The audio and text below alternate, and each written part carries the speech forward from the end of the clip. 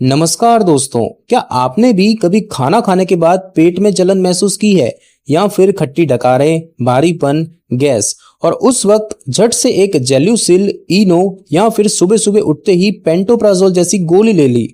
अगर हाँ, तो आप अकेले नहीं हैं। आजकल लाखों लोग रोजाना ऐसे ही एंटासिड दवाइयों का इस्तेमाल कर रहे हैं, वो भी बिना डॉक्टर की सलाह के। कई लोगों को लगता है कि ये तो बस एक मामूली सी दवा है, पेट की जलन से राहत देती है, तो इसे रोज लेने में क्या हर्ज है। लेकिन जरा सोचिए, अगर आपका शरीर रोज किसी दवा पर डिपेंड करने लगे तो क्या ये वाकई हेल्दी आदत मानी जाएगी? और सबसे जरूरी सवाल, क्या एंटासिड रोज खाना सुरक्षित है या फिर ये धीरे धीरे आपकी सेहत को नुकसान पहुंचा रहा है बिना बताए? इस वीडियो में हम बिल्कुल सच्चाई पर बात करेंगे, बिना किसी डर के और बिना किसी बढ़ा चढ़ाकर बोले गए दावे के, ताकि आप खुद तय कर सकें कि एंटासिड आपकी हेल्थ के लिए फायदेमंद है या हानिकारक। दोस्तों, अब जब हमने सवाल उठाया है कि रोज एंटासिड लेना सुरक्षित है या नहीं, तो पहले यह समझना बहुत जरूरी है कि एंटासिड होता क्या है। तो एंटासिड एक ऐसी दवा होती है जो हमारे पेट में बनने वाले तेज एसिड को या तो तुरंत न्यूट्रल करती है या फिर उसकी मात्रा को कम करने का काम करती है। असल में हमारा पेट रोज खाने को पचाने के लिए हाइड्रोक्लोरिक एसिड बनाता है। जब ये एसिड जरूरत से ज्यादा बनने लगता है तो होता है सीने में जलन, खट्टी डकारें, गैस और पेट में भारीपन।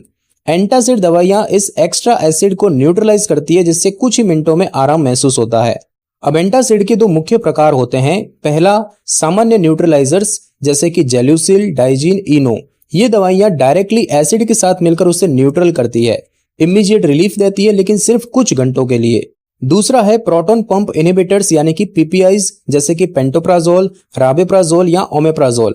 ये दवाइयां सीधे पेट की एसिड प्रोड्यूसिंग सेल्स पर असर करती है और एसिड की प्रोडक्शन को कम करती है। इन्हें अक्सर डॉक्टर प्रिस्क्राइब करते हैं क्रॉनिक एसिडिटी या अल्सर्स के केसेस में। लेकिन ध्यान देने वाली बात यह है कि पीपीआईज का असर धीरे धीरे होता है और इन्हें खाली पेट अक्सर सुबह लिया जाता है और इन्हें बिना डॉक्टर की सलाह के लंबे समय तक लेना सही नहीं होता। इसीलिए हर एंटासिड एक जैसा नहीं होता और हर कोई हर तरह की दवा नहीं ले सकता। दोस्तों, अब सवाल यह है कि आखिर लोग रोज एंटासिड क्यों लेने लगे हैं? इसका जवाब बहुत सिंपल है, हमारी लाइफस्टाइल और खाने की आदतें। आज के तेज भागते दौर में ना खाने का समय तय है, ना खाने की क्वालिटी का ध्यान रखा जाता है। ऊपर से मसालेदार तला भुना खाना और फिर मोबाइल पर खाते खाते स्ट्रेस के साथ खाना, और नतीजा पेट में जलन, भारीपन, गैस, डकारें और तुरंत हाथ बढ़ता है एक एंटासिड की तरफ। कई लोगों को तो ये आदत बन गई है सुबह उठते ही खाली पेट पेंटोप्राजोल लेना या खाना खाने के बाद जेल्यूसिल चबाना। कुछ लोगों को इनो इतना पसंद हो गया है कि वो उसे ठंडे पानी में डालकर सॉफ्ट ड्रिंक की तरह पीते हैं। लेकिन यही सबसे बड़ी गलती होती है। जब दवा बीमारी के लिए नहीं बल्कि आदत या कंफर्ट के लिए ली जाने लगे तो वो फायदेमंद नहीं, नुकसानदायक बन जाती है। कई बार तो ऐसा भी होता है कि किसी ने एक बार एसिडिटी महसूस की और फिर हर बार खाने के बाद दवा लेनी शुरू कर दी। धीरे धीरे ये ऑटो पायलट पर चलने वाली आदत बन जाती है, बिना ये सोचे कि बॉडी अंदर से क्या सिग्नल दे रही है। और एक बात और, टीवी पर आने वाले एड्स भी इस सोच को बढ़ावा देते हैं कि इनो ले लो, सेकंड्स में आराम मिलेगा। ये बात सही है कि ये दवाइयां टेम्पररी राहत देती है, लेकिन लंबे समय तक इन पर निर्भर रहना एक हेल्थ रिस्क बन सकता है, जिसकी शुरुआत होती है एक छोटी सी डकार से और खत्म हो सकती है सीरियस कॉम्प्लिकेशंस पर। अब दोस्तों, बात करते हैं सबसे जरूरी पहलू की कि अगर कोई व्यक्ति रोजाना एंटासिड लेता है तो उसके शरीर पर इसका क्या असर पड़ सकता है। ध्यान दीजिए, हम यहाँ ओकेशनल इस्तेमाल की बात नहीं कर रहे, बल्कि उन लोगों की बात कर रहे हैं जो हफ्तों या महीनों तक लगातार एंटासिड दवाइयां लेते हैं बिना डॉक्टर की सलाह के। तो दोस्तों, अब जानते हैं वो साइंटिफिकली प्रूवन नुकसान जो रोज एंटासिड लेने से हो सकते हैं। सबसे पहला नुकसान है विटामिन B12 की कमी।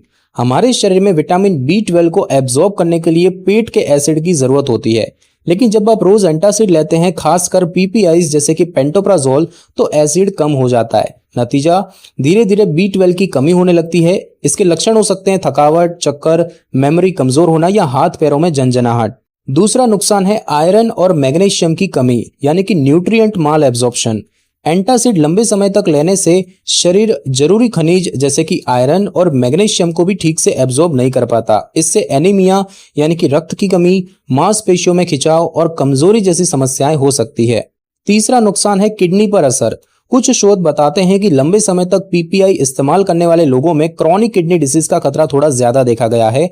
हालांकि ये असर सभी पर नहीं होता, लेकिन बिना जरूरत लंबे समय तक लेना किडनी को स्ट्रेस में डाल सकता है। चौथा नुकसान है दोस्तों गट इन्फेक्शन का खतरा बढ़ना। पेट का एसिड सिर्फ खाना पचाने में ही नहीं बल्कि बैक्टीरिया से रक्षा करने में भी मदद करता है। जब एसिड बहुत कम हो जाता है तो क्लोस्ट्रीडियम डिफिसाइल जैसे खतरनाक बैक्टीरिया पनप सकते हैं, जिससे डायरिया, पेट दर्द और इन्फेक्शन हो सकता है। और दोस्तों पांचवा नुकसान है एसिड रीबाउंड इफेक्ट, यानी कि दवा छोड़ने के बाद ज्यादा एसिडिटी होना। अगर आप लंबे समय तक एंटासिड लेते हैं और फिर एकदम से बंद कर देते हैं तो शरीर जवाब में और भी ज्यादा एसिड बनाना शुरू कर देता है। इसे कहते हैं एसिड रीबाउंड, जिससे हालत पहले से भी ज्यादा खराब होने लगती है। फिर आप दोबारा दवा शुरू करते हैं और ये एक साइकिल बन जाती है।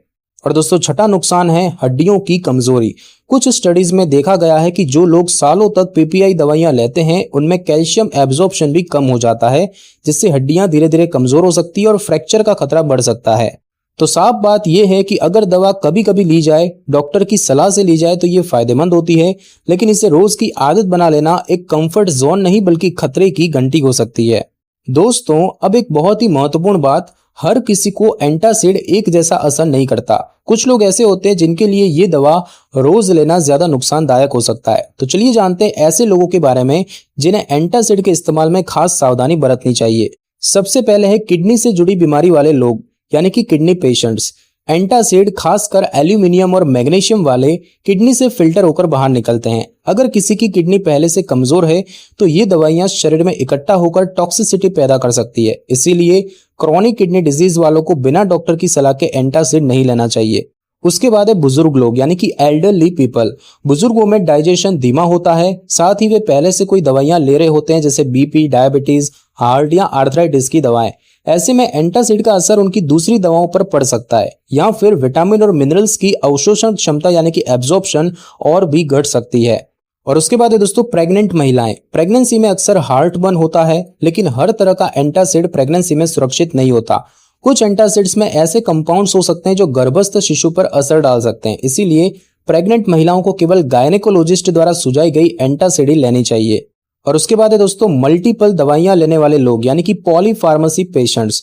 अगर कोई इंसान पहले से ही कई दवाइयां ले रहा है जैसे कि थायराइड, ब्लड प्रेशर, शुगर या हड्डियों की दवाएं, तो एंटासिड उनके एब्जॉर्प्शन या प्रभाव को बदल सकता है। उदाहरण के तौर पर थायरोक्सिन या एंटीबायोटिक्स जैसे दवाएं अगर एंटासिड के साथ ली जाए तो उनका असर कम हो सकता है। और उसके बाद दोस्तों पहले से खाने में कमी, कमजोरी या एनीमिया से जूझ रहे लोग। जिन लोगों में पहले से ही आयरन, B12 या कैल्शियम की कमी है, उनमें एंटासिड का रोजाना सेवन इनकी कमी को और बढ़ा सकता है। इससे कमजोरी, हड्डियों की प्रॉब्लम या न्यूरोलॉजिकल सिम्टम्स और गंभीर हो सकते हैं। इसीलिए ये जरूरी है कि हर कोई एंटासिड को OTC यानी खुद से खरीदने वाली सामान्य दवा न माने। हर शरीर, हर स्थिति और हर हेल्थ कंडीशन अलग होती है और हर किसी को दवा का असर अलग तरह से होता है। दोस्तों अब तक हमने जाना कि रोजाना एंटासिड लेना सेहत के लिए हानिकारक हो सकता है, लेकिन इसका ये मतलब बिल्कुल नहीं कि एंटासिड एक खराब दवा है। सच ये है कि जब एंटासिड सही समय पर, सही मात्रा में और डॉक्टर की सलाह से लिया जाए तो ये एक बहुत उपयोगी दवा बन सकती है। तो दोस्तों अब बात करते हैं कि एंटासिड को लेना कब जरूरी होता है मेडिकली। तो सबसे पहला, जब एसिडिटी ओकेशनल हो। अगर किसी को कभी कभार ज्यादा मसालेदार या देर से खाना खाने के बाद जलन या भारीपन महसूस होता है तो ओकेशनल तौर पर एंटासिड लेना ठीक है, जैसे इनो या जेलुसिल लेना, लेकिन हर बार नहीं। दूसरा, जब कोई मेडिकल कंडीशन हो जैसे कि GERD यानी कि gastroesophageal reflux disease, peptic ulcers, hiatal hernia, इन बीमारियों में डॉक्टर खुद एंटासिड या PPI प्रिस्क्राइब करते हैं और उस केस में ये इलाज का हिस्सा होता है, आदत नहीं। और उसके बाद एंटीबायोटिक्स या पेन किलर्स के साथ, कुछ एंटीबायोटिक्स या पेन किलर्स पेट में एसिड बढ़ा देते हैं, तो ऐसे में डॉक्टर कुछ समय के लिए एंटासिड दे सकते हैं ताकि साइड इफेक्ट ना हो। और उसके बाद सर्जरी या अस्पताल में भर्ती के दौरान कभी कभी गंभीर बीमारियों या ICU पेशेंट्स को भी PPI दवाएं दी जाती है ताकि अल्सर से बचाया जा सके, और ये स्ट्रिक्टली मेडिकल डिसीजन होता है। लेकिन दोस्तों ध्यान देने वाली बात यह है कि एंटासिड को सिर्फ इमीडिएट आराम के लिए नहीं लेना चाहिए। इसे रूटीन आदत बना लेने से असली बीमारी छिप सकती है। और अगर किसी को हफ्तों तक एंटासिड लेने की जरूरत पड़ रही है तो इसका मतलब है कि कोई अंडरलाइंग प्रॉब्लम है जिसकी जांच डॉक्टर से करानी जरूरी है। दोस्तों एंटासिड कैसे लेना चाहिए? तो PPI जैसे कि पेंटोप्राजोल को खाली पेट सुबह लेना चाहिए सिर्फ डॉक्टर की सलाह से। न्यूट्रलाइजर्स जैसे कि जेल्यूसिल या इनो को भोजन के बाद या जलन के समय ऑकेशनल तौर पर कभी भी लॉन्ग टर्म यूज खुद से शुरू ना करें, और अगर एक हफ्ते से ज्यादा लगातार लेना पड़ रहा है तो तुरंत डॉक्टर से संपर्क करें। तो दोस्तों कुल मिलाकर बात इतनी सी है कि एंटासिड एक बहुत ही असरदार दवा है। अगर इसे उस समय और उसी मात्रा में लिया जाए जिसकी वाकई जरूरत हो और डॉक्टर की सलाह से हो तो एंटासिड एक बहुत ही असरदार दवा है। बिना वजह, बिना जांच और बिना मार्गदर्शन के इसका रोज इस्तेमाल सेहत के लिए हानिकारक बन सकता है। दोस्तों अब सवाल यह है कि अगर रोजाना एंटासिड लेना सही नहीं है तो फिर एसिडिटी से राहत कैसे पाए? तो इसका जवाब है अपनी लाइफस्टाइल और खाने की आदतों में थोड़ा बदलाव लाकर। याद रखिए, पेट की समस्या ज्यादातर बार हमारी दिनचर्या से जुड़ी होती है, न कि कोई गंभीर बीमारी। तो अब जानते हैं कुछ आसान और भरोसेमंद उपाय जो एसिडिटी को नेचुरली कम करने में मदद करते हैं और आपको दवा से दूर रखते हैं। सबसे पहला, समय पर और शांत माहौल में खाना खाएं। अक्सर लोग या तो खाना स्किप करते हैं या फिर लेट नाइट डिनर करते हैं। इससे पेट खाली रहने पर एसिड बनता है। समय पर चबाकर और बिना भागदौड़ के खाया गया खाना एसिडिटी से बचाता है। दूसरा, मसालेदार, तला भुना और ज्यादा ऑयली खाना सीमित करें। ये सब चीजें एसिड प्रोडक्शन को बढ़ाती है। हर दिन हैवी खाना खाना और फिर ऊपर से मिठाई या कोल्ड ड्रिंक, ये सब एसिडिटी को ट्रिगर करते हैं।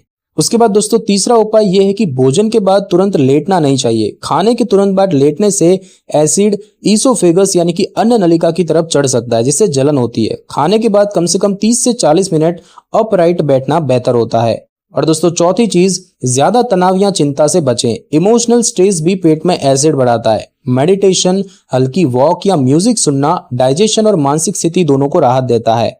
और दोस्तों उसके बाद कुछ घरेलू उपाय है, वो भी मदद कर सकते हैं ओकेशनली बिना दवा के, जैसे कि ठंडा दूध। 1 गिलास प्लेन ठंडा दूध पेट की जलन में राहत दे सकता है। उसके बाद है सौंफ। खाने के बाद 1 चम्मच सौंफ चबाने से गैस और जलन कम होती है। उसके बाद है केला यानी कि बनाना। एक नेचुरल एंटासिड की तरह यह काम करता है, खासकर खाली पेट। उसके बाद बात की जाए छाछ यानी बटर मिल्क की, तो इसमें मौजूद प्रोबायोटिक्स डाइजेशन में मदद करते हैं।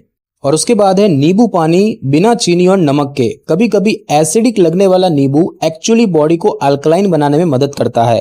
दोस्तों कुछ लोगों के लिए नींबू पानी बिना नमक और चीनी के ऑकेशनल तौर पर फायदेमंद हो सकता है। हालांकि स्वाद में ये खट्टा और एसिडिक होता है, लेकिन पाचन के बाद इसका प्रभाव शरीर में थोड़ा अल्कलाइन नेचर का हो सकता है। लेकिन ध्यान दीजिए, हर किसी पर इसका असर एक जैसा नहीं होता। जिन्हें पहले से तेज एसिडिटी, अल्सर या पेट में जलन की दिक्कत है, उन्हें बिना डॉक्टर की सलाह के नींबू पानी से परहेज करना चाहिए।